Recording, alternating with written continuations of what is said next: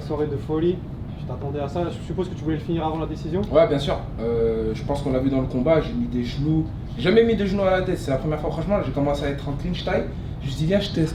Boum, je vois ça touche, je vois il fait ça, je dis, oh le bâtard. Ah, cet enfant, il est tellement petit, il faisait des trucs comme ça, donc c'était dur. Mais franchement, je pense que je lui ai mis au moins 5-6 où il a fait un genre de knockdown comme ça, debout. Il restait debout, mais il chancelait. J'accélérais et franchement, il a une tête dure. Après, si vous voyez son visage, il est flégon. J'ai envoyé des flashballs en vrai, mais il a bien résisté. Et je pense que c'était bien aussi pour le public de me voir un peu tester, de me voir dans les eaux troubles. Et les gens, ils ont vu que j'ai une maturité de combat. Je suis pas qu'un combattant de debout, je l'ai contrôlé au sol.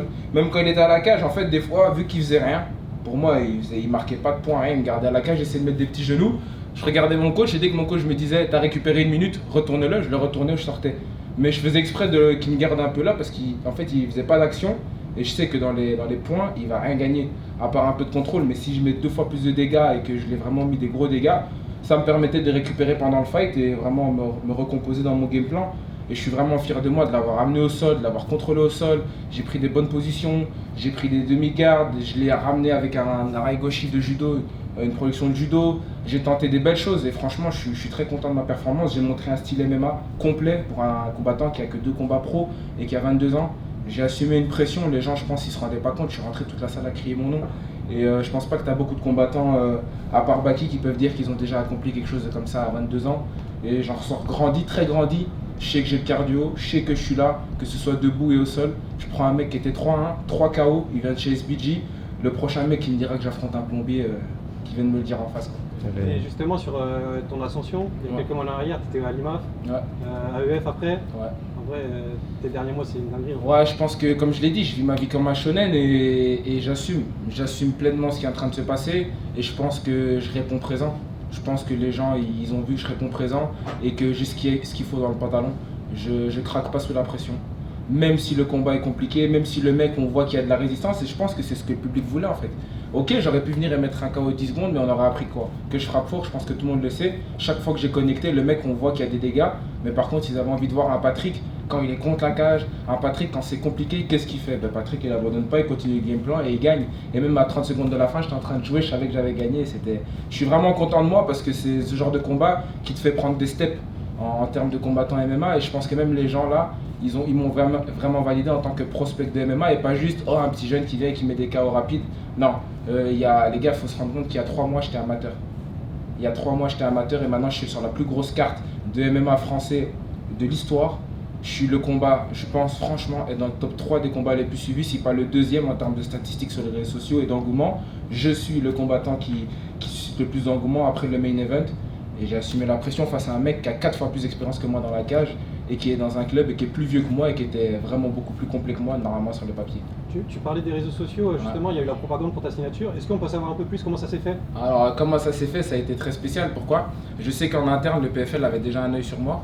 Je l'ai appris après ma signature, donc ça c'est bien après. Mais moi ce que je sais surtout c'est qu'en fait, comme Dan Hardy me l'a dit encore là tout à l'heure, il m'a dit, ce qui s'est passé c'est que lorsqu'il a ouvert son téléphone à l'approche du PFL Paris, bah, les gars sur Instagram et Twitter, vous avez fait le taf. Hein. Il m'a dit, j'ouvrais Instagram, Twitter, je voyais Mugiwara et il me disait, je connaissais pas ce type. Parce que voilà, lui, il est à l'UFC, donc tu sais, tu côtoies Adesanya, Conor McGregor tous les jours, tu vas pas aller regarder Patrick Aviora, même si je fais champion du monde IMAF, il s'en fout, tu vois. C'est pas le même level. Donc en plus, il a vu Mugiwara, donc il s'est dit, c'est quoi ce nom, tu vois, les mangas, qu'est-ce qu'il me raconte? Et il a regardé, puis il m'a follow. Et là, il a vu, il a dit, putain, ce petit, il est chaud. Mais il m'a dit, c'est assez compliqué de te mettre sur une carte où t'es 2-0. Dans une carte comme ça, vous avez vu tous les mecs qui combattent, ils ont 10-15 combats. Et ça, le mec qui me parle du tournoi à 100K, je dis frérot, les mecs ils ont 15 combats, je suis à mon 10e combat, tranquille. Je veux bien, on vit le truc comme un shonen, mais là, faut pas. Je vais arriver vers un mec, imagine maintenant le mec, tu sais, je voyais des mecs qui venaient des joues sauter, avec les talons, tranquille gros. J'ai 22 ans, chill. Moi franchement, je monte étape par étape. Et c'est pour ça que j'ai un gros respect pour Baki, parce que malgré la pression que j'ai, j'imagine pas lui qui est le main event ce qu'il doit avoir. Et voilà, moi je sais que je suis à ma place maintenant, je sais que je suis fait pour le MMA, et comme j'ai dit à mon coach, moi, je suis vraiment un combattant qui est prêt à faire des guerres, les gars. Je suis pas un combattant qui va s'essouffler. Je mets peut-être des KO, mais j'ai une caisse. Et 15 minutes, je les tiens sur un pied, je les ai tenus tranquilles. Vous voyez, je suis même pas essoufflé, alors que je viens de les finir. Je suis là, j'ai rien sur le visage, je suis pas un mec qui prend beaucoup de coups. Et franchement, chaque fois que je peux, je vais essayer de t'éteindre. C'est mon seul objectif. Je suis dans un sentiment mitigé, je me dis, putain, cet enfoiré, il encaisse bien. Mais je suis vraiment content d'avoir fait une guerre comme ça ici à Bercy et devant tout le public en fait. Et pour la suite, je te demande pas d'adversaire, mais déjà quand et est-ce que ça sera au PFL? Déjà ce qui est sûr c'est qu'après le Ramadan, faut vous rendre compte qu'ici sur une saison, donc sur 12 mois je crois que c'est mon 14e combat. Ça veut dire que j'ai combattu énormément. Ouais. Les gens ils me demandent comment ça se fait l'ascension, c'est le nombre de combats que j'ai fait 14 combats. Je pense pas que tu peux me citer un autre combattant francophone qui a fait 14 combats et qui est sur une série de victoires de... Là c'est mon 10e combat, donc je suis sur une série de victoires de 10 combats, dont champion du monde, dont enchaîné 2-0 en professionnel à 22 ans, dont le PFL Paris. Je pense que le Ramadan va me permettre aussi de relativiser sur ce qui vient de se passer, digérer un peu ce qui se passe, augmenter ma maturité et petit à petit revenir. Normalement le 17 mai on devrait me voir en France.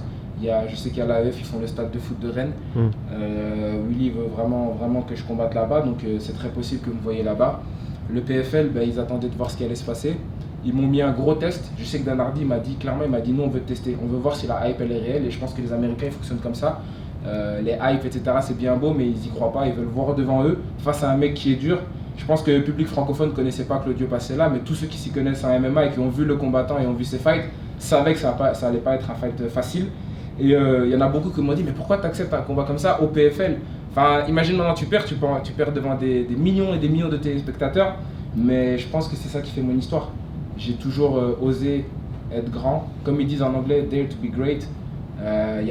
Si t'as pas de risque, il n'y a pas d'histoire et j'essaie d'écrire mon histoire. Je suis juste un petit gars du 5000 qui essaie de s'en sortir et là je suis content de moi. Du coup c'était un one shot de PFL là? Alors en fait c'était en discussion. Eux à la base c'était un one shot, ils ont vu l'engouement, c'est-à-dire que si vous avez compris un peu ce qui s'est passé, au début il n'y avait pas de promo sur moi, on m'avait juste signé, puis au fur et à mesure que ça explose sur les réseaux sociaux, ils sont venus en Belgique, ils ont fait des tournages, ils m'ont filmé, ils ont commencé à venir tourner certaines choses. Donc je pense qu'ils ont vu eux aussi et ont été très surpris de l'engouement. On était à 2 doigts d'être sur la presse conférence alors que je suis en prélim. Ils étaient en train de négocier pour que carrément je sois sur la presse conférence. Donc c'est pour vous dire vraiment un grand merci à vous. Parce que c'est vous qui avez créé ça en vrai, qui me respectez comme ça. Et très certainement là ils m'ont dit écoute, nous on veut te signer vraiment en multi-deal. Moi j'ai dit écoutez on va voir après le combat, on va voir avec mon équipe. On fait étape par étape. Moi je sais que je suis une tête brûlée. Moi je sais que mon coach est plus là pour calmer un peu les choses. Mais je pense que c'est vraiment pas la première et c'est ni la dernière fois que vous allez me voir au PFL. Après, je pense pas qu'on fera les tournois et tout maintenant. Mais je pense qu'ici, d'ici fin 2025, j'aurai fait 4-5 combats. Et donc là, on pourra peut-être voir d'ici 2025 ce qui se passe. Il y a Don Davis, on a eu Don Davis, le président juste avant, qui a dit qu'il aimerait bien aller dans d'autres pays européens. Okay. Est-ce que c'est un de tes objectifs de ramener le PFL en Belgique? Pour l'instant, je suis vraiment bien en France et en Belgique au niveau francophone. Moi, j'aime bien. Je combats un peu. Je pense que la France, je peux dire que je suis chez moi, si vous êtes d'accord. Ouais. Voilà, alors, je peux dire que je suis chez moi aussi, comme en Belgique, comme en France, je me sens bien. Je vais essayer de me développer encore plus. Je pense que là maintenant, ce que je vais faire, c'est que je faisais déjà des allers-retours entre France et Belgique pour mes entraînements avec les sections pro.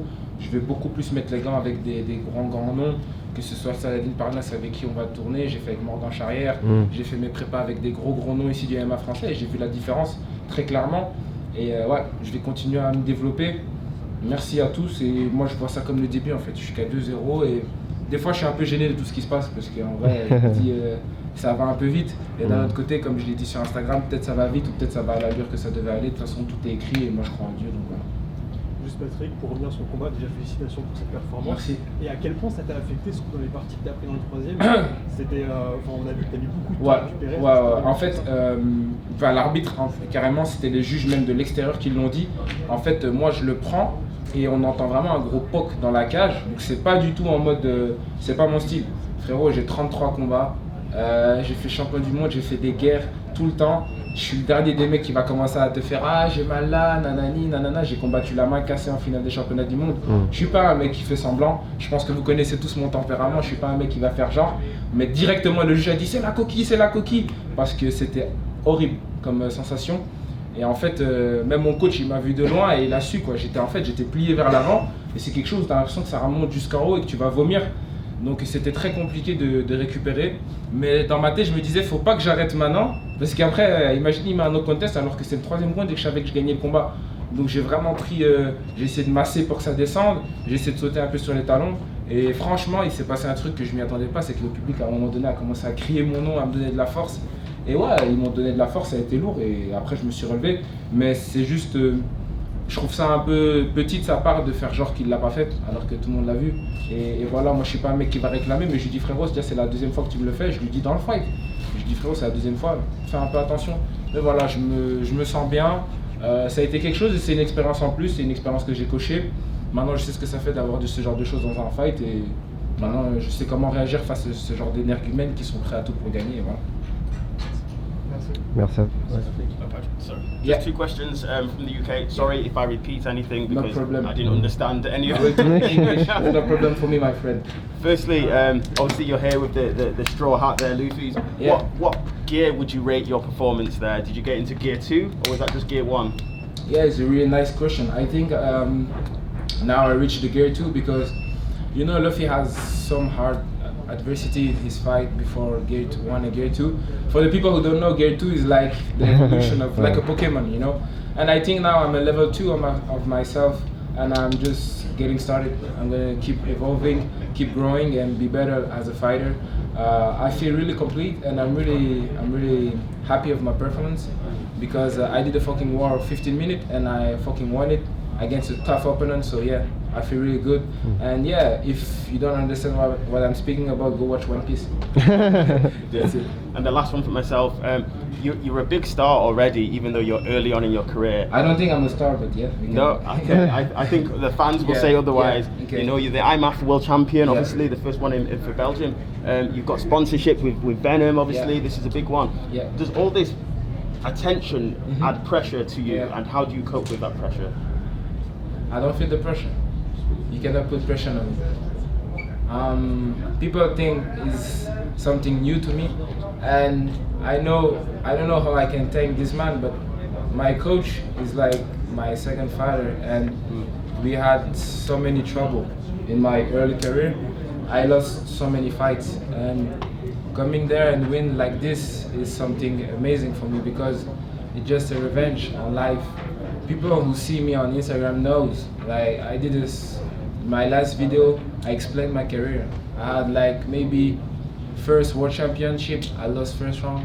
Second European championship, I lost first round. I slipped in the final, I lost in the quarterfinal. So it was really hard for me and heartbreaking. Like, and I used to come back to the gym, and you know, no hype, nothing speaking, no one is speaking about me, only me and my coach right there. Can you come? Yeah, I want him to come because it's really important to me. Tarek Sendo. This is my coach Tarek. He took me, and I know at what time people in Belgium didn't believe in me, even the country, so they didn't pay for me to go to World Championship. I had to pay by myself. He had to pay for me. He gave me money to go there. And one time we went there, and I swear to myself, I said, fuck it, I have to make it. Because if I don't make it this year, fuck MMA, I'm not good for it. And I think you have to accept sometimes, maybe it's for you, maybe it's not, because the highest level is not for everyone. And I went there, and the first fight, everyone knows, I make a knockout in 9 seconds. And my coach comes to me and say, how are you feeling? And I said, I feel nothing. I'm just gonna knock people out every day now. And since this day, I didn't stop to knock people out, and the story has born of the Belgian Bomber, and now we are here in PFL 2-0, and I think it's just a revenge on life, and I'm proud of myself, and I'm proud of making him proud of me, and my father too, because he pushed me in martial arts. And yeah, I'm just, like I used to say, I'm a kid from the 5000, I'm just trying to make it, and we're trying to make it, and I hope if he's happy, if my father is happy, that's it. All the social media for me is nothing. It's just make myself and the people around me happy. That's it. Congratulations, well done. Thank you. Patrick, Yeah. tu as eu une énorme carrière amateur en MMA, notamment avec un titre de champion du monde. Est-ce qu'aujourd'hui tu conseillerais aux jeunes qui souhaitent se lancer en MMA de d'abord passer par une carrière amateur avant de se lancer en pro? Ouais, je pense que ça c'est une bonne question. Il y a beaucoup de gens maintenant, même sur la carte, quand on voit les mecs qui sont à côté de moi dans la carte du PFL, ils sont tous passés par une courte carrière amateur. Et je pense que je fais partie de la nouvelle génération. Si j'étais capable de prendre un mec qui avait 4 fois plus de combats que moi, et qui avait 4 fois plus d'expérience dans la cage, en professionnel que moi, qui faisait son 5e combat, qui est au SBG, qui s'entraîne avec des tueurs à gages tous les jours, c'est parce que j'ai 33 combats ou 35e aujourd'hui. 35e combat. Donc ouais, j'ai 22 ans, mais c'était mon 35e combat, donc j'ai l'expérience qui va avec. Et vous savez, des fois, j'ai juste à me retourner vers lui et je lui dis, tu penses que je suis prêt à faire ce fight là? Tu penses que je suis prêt à combattre un mec comme ça? Et quand il me dit, je sais que t'es prêt, on y va. J'ai aucun doute à avoir et je pense qu'on l'a prouvé. On a vraiment prouvé dans ce fight et je pense que les gens sont même encore plus contents d'avoir vu 15 minutes de Patrick Ebora pour une fois dans la cage que juste 30 secondes à un KO, parce qu'il y en a beaucoup qui pensent que et s'il n'avait pas de cardio, et si ça, et si le mec il lutte, et si le mec, ouais, il a les arrêts à Khabib, il m'a fait quoi? J'ai mis des genoux, des droites, je l'ai amené au sol, je l'ai contrôlé au sol, je suis un combattant complet et je me sens vraiment prêt pour la suite et vraiment prêt à combattre de plus en plus souvent et en professionnel. Je pense que là maintenant mon temps il est prêt et je suis prêt pour le niveau pro. Patrick, on t'a aperçu avec Youssef Bouganem. Ouais. Ça m'a fait penser à ça quand tu as mis les coups de genou en clinch. C'est ça? La vérité. Okay. Je crois que Youssef il nous a montré quoi? Il m'a montré une fois à un entraînement. Il m'a dit, quand tu tires comme ça là, et il parle comme ça. Ouais, c'est vrai, je sais. Il me dit, tu prends ni. Et moi, je te jure, je suis dans le fight. Et en fait, moi, dans les fights, je sais pas, je pense à plein de trucs. Des fois, je pense à ce que je mange au matin. Je suis là, je fais bam bam bam, je prends des pêches. Et puis, je suis là, je réfléchis. Et puis là, je le tiens comme ça. Et je dis, j'ai déjà mis un genou à l'entraînement? Jamais. Et j'ai jamais essayé les genoux. Ouais. Mais dans le fight, je suis là comme ça. Et à un moment donné, je dis, attends. Hop! Et là, je dis oui! Je vois tu me fais des trucs comme ça! Je dis oui, ça marche vraiment cet endroit là! Alors, chaque fois, il me tenait, hop, j'étais là, je me prenais pour un taille. Mais après, lui, je savais qu'il avait peur que je fasse off! Et là, c'était fini, fin du fight. Mais franchement, c'était bien drôle. Et en fait, je prenais trop de plaisir. J'essayais des genoux, je mettais des droites. Après, je vois le type, il danse. Après, il me colle à la cage, tu vois. Et mon coach, il me dit, ah, il va rien faire tranquille, 30 secondes, récupère, après, sort. Donc, vas-y, je suis là, je regarde Loïc Pora, il me regarde comme ça. On se regarde dans les yeux et je vois le mec il est comme ça, il essaye de mettre des genoux et je lui disais comme ça dans les oreilles, je disais I feel nothing brother, I feel nothing. Et c'est tout, c'était marrant franchement et j'ai pris plaisir. Et voilà. Justement j'ai parlé avec Youssef, en tout cas il espère que tu vas très loin. Bah Youssef c'est un bon grand frère à moi et je le remercie parce que je pense qu'on apprend de tout le monde. Youssef Bouganem, j'ai eu Morgan Cher qui m'a aidé, j'ai eu Azel, j'ai eu un mec du pied-point Samuel qui a fait mon sparring partner en Belgique. Dis-moi si j'oublie des gens. Il y en a énormément dans la préparation. J'espère que vraiment ceux que j'ai oubliés. Johnny Frachet, on a été à l'US Métro. Il nous a permis de s'entraîner là-bas. Un grand merci à Johnny Frachet. Le Venom, ils m'ont permis d'avoir la salle, le Venom Training Camp où je faisais ma préparation. J'ai eu tous les médias français, YouTube, Instagram et tout qui m'ont supporté, le public. Et maintenant je pense que la suite, normalement ce sera le 17 mai. Chez Monsieur Willy Sirop, chez Monsieur le maire de Rennes à l'AEF. Et voilà, je pense que vous n'avez pas fini d'entendre de Patrick Ebora. Merci Patrick. De rien. Photo.